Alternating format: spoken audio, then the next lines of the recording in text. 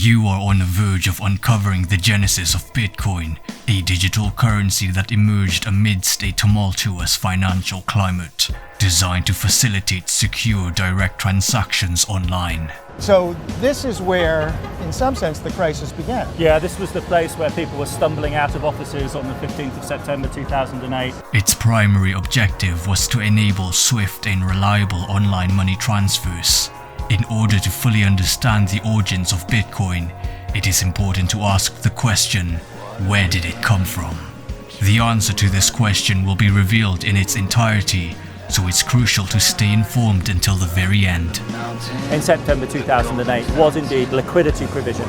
This market deteriorate. We read everywhere, essentially, down by 4-5%. $700 billion to rescue the country's failing banks. How their taxpayer dollars are being spent in private industry. Despite the growing popularity of Bitcoin, there are still individuals who consider it a temporary trend or a fraudulent scheme that will vanish as quickly as it emerged. And Bitcoin is spreading. The cryptocurrency sector has suffered from adverse publicity owing to fraudulent activities, including the theft of virtual currencies from crypto exchanges like BitConnect, OneCoin and FTX, as well as the sale of illicit drugs on a dark web market, Silk Road. The FBI calls it the most sophisticated criminal marketplace on the internet. Thousands of drug dealers used it to sell drugs and completely hide their identities. Due to the absence of proper supervision in the Bitcoin network, numerous imitators such as Ethereum, Cardano, and Dogecoin has emerged and are trying to rival Bitcoin. Despite the ongoing conversation regarding potential regulations, it is worth noting that Bitcoin's underlying asset remain unregulated. Your city lies in dust, my friend.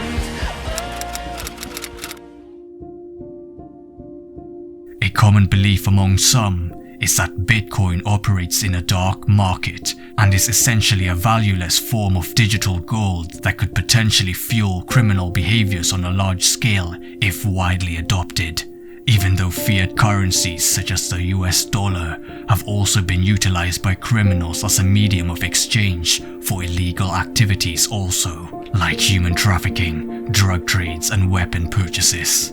Bitcoin is gaining a reputation as being more than just a currency. Many individuals are growing doubtful of the current economic system due to the increased costs of food, utility, and bond rates. Additionally, over thousands of years, history have shown that the value of fiat currencies has gradually decreased to zero. How many of you still use the Yugoslavian dinar, German papermar, Greek dushmas, or Hungarian pengo? I botched that.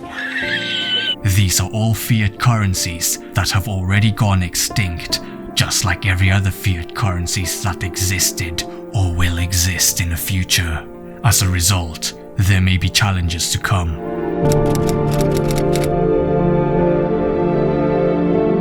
To begin with, let's clearly understand the concept of fiat currencies. These are essentially momentary units that are issued by the government with no backing of any physical commodity, such as gold or silver.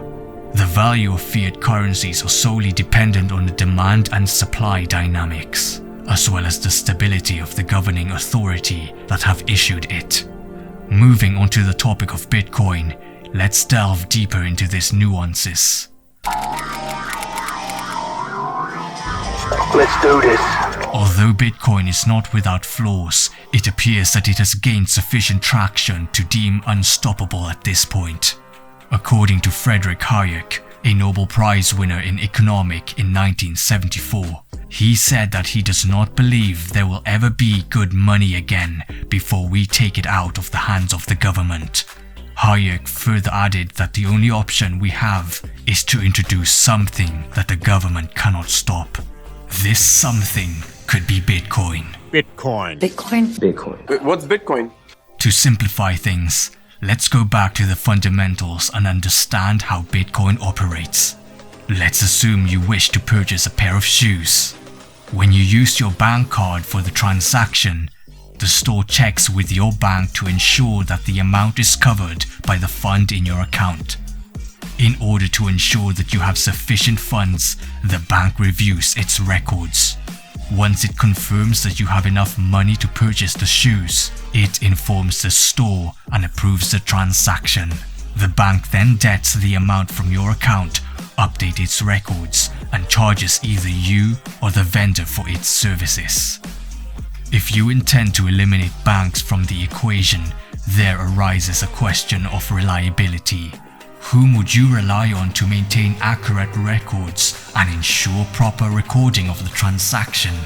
Entrusting all the authority to a single individual is not a wise decision, as it could lead to potential risks. However, it is possible that you may have faith in a collective efforts of millions of individuals to achieve this goal. The primary concept is to avoid centralizing all records of transactions in a single location, as banks typically do. Instead, multiple copies of these records are distributed globally, and each copy's owner maintains a comprehensive record of all transactions. The difference is that the backbone underlying this is not a bank that verifies transactions. Instead, it's a clever system of decentralized trustless verification. Returning to the previous scenario of purchasing the shoes, a new bankless system operates by looking at the records of buyers to check if they have sufficient funds, instead of the traditional method where the bank checks its own records. After the transaction, all record keepers update their records accordingly. The blockchain is a complex system where fraudulent transaction records are instantly denied if they do not align with the other records. This process is carried out by a vast network of thousands, if not millions, of computers that are equipped to check and record transactions. The entire process occurs in a matter of seconds, ensuring that the system remains secure and reliable. And depending on which client you use, there should be a place to send your coins. So go ahead and click that button. Since the decentralized network has the ability to self-regulate, banks become unnecessary. Direct payments are made, eliminating the needs for banks. The network does not face any server shutdowns or denied payments. Even though the transactions are monitored, they cannot be halted. You can't stop this. Bitcoin blocks comprising the latest transactions are processed by computers through solving intricate calculations to ensure the network operates smoothly. Think of these blocks like pages in a ledger book. You have all transactions recorded in a ledger book. This process is called mining. In return for their diligence, the miners receive Bitcoin as payments. And then you should be mining Bitcoins. And my computer kind of sucks because I have a very, very slow processor, but if you have a more up-to-date graphics card, you should be generating at a lot faster rate. Similar to other commodities, Bitcoin has a finite supply, which helps in preventing devaluation. The maximum cap of Bitcoin production is set at 21 million, and a final Bitcoin will be mined in the next 120 years. What gives Bitcoin its value? Bitcoin's value is determined solely by the amount someone is willing to pay for it. Hence, if trust in it is lost, the price could potentially plummet to zero. It can be argued that the worth of Bitcoin is a tangible manifestation of the dependability and practicality of the Bitcoin blockchain network.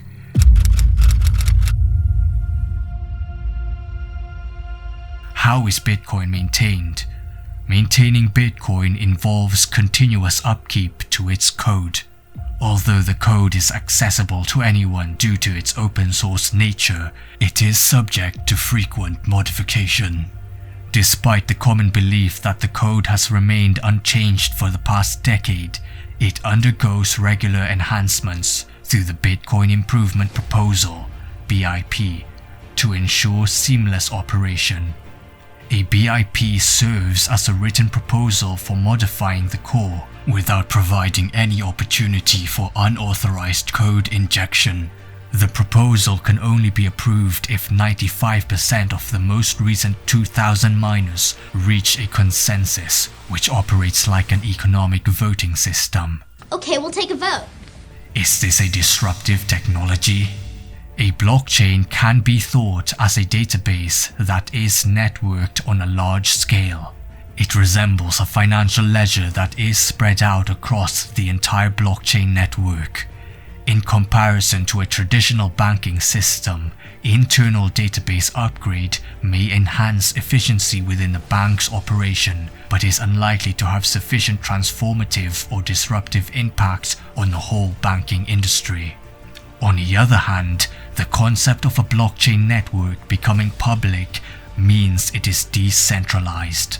Coupled with the addition of cryptocurrency as a new form of money, now that is different. It now has the potential to become a disruptor to the traditional banking systems. This technology has the capability to cause significant financial, economic, and even political change. To provide some historical context, on January 3, 2009, the first Bitcoin block was successfully mined. Notably, this block contained a crucial message that referenced a UK Times newspaper headline from the same month. The headline discussed the UK Council of the Exchequer, which is equivalent to the US Treasury Secretary, was on the brink of a second bailout for banks. The code's hidden message may suggest that Bitcoin's initial aim was to encounter a broken financial system. The first Bitcoin transaction took place merely 9 days after the first block was mined. This transaction involved Satoshi Nakamoto, the creator of Bitcoin, and Hal Finney, who shared a similar interest in cryptography. But the main reason I'm here is to clear my name that I have nothing to do with Bitcoin, nothing to do with developing. I was just an engineer doing something else. Stop the cap! During that period, there were no marketplace available to establish the value of Bitcoin, hence the 10 Bitcoins had no worth. Satoshi Nakamoto put forward his proposal for a new economic system on a cryptography email list in July 2009. Hal Finney played a key role in assisting Satoshi to rectifying any glitches and enhance the security of the system. This event marks a significant milestone in Bitcoin's history. And to understand the complete story of Bitcoin, we need to delve further back to 1983. In the early 1980s, American cryptographer David Shem was among a group of digital enthusiasts who believed that cryptography could solve an effective tool for safeguarding individuals' privacy while using computers. Shem is credited with being the first to delve into the concept of electronic currency, and he is often associated with the digital libertarian movement. As you know, I've been an advocate of digital rights, digital sovereignty, and empowering individuals in the information age. He wants to create a system where transactions are anonymous and safe. David Shem devised a blind signature mechanism, which is considered as the foundation of the blockchain technology.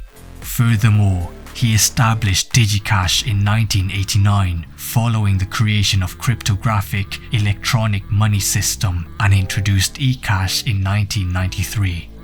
David Shem's invention ecash provided a secure and anonymous way to transfer money online.